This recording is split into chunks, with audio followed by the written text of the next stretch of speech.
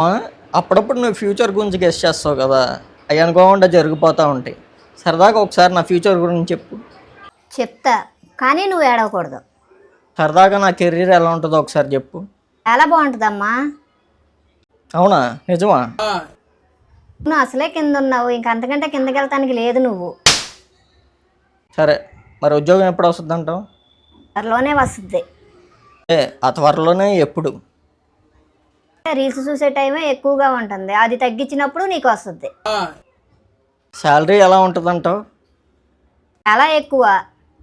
అదే, ఎంత ఎక్కువ? నువ్వు పడుకున్నప్పుడు కలలో ఎంత కావాలంటే అంత. పెళ్ళి ఎప్పుడు అంటావు మరి? ఆల్రెడీ అయిపోయింది గారా, ఇప్పుడేం పెళ్ళి? అయిపోయిందా?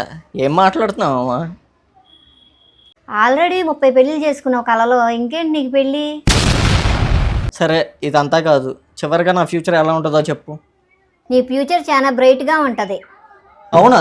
ఎలా చెప్తున్నావు? అవును, కరెంట్ బిల్లు కట్టకపోతే మొత్తం బ్రైట్గా ఉంటుందిగా.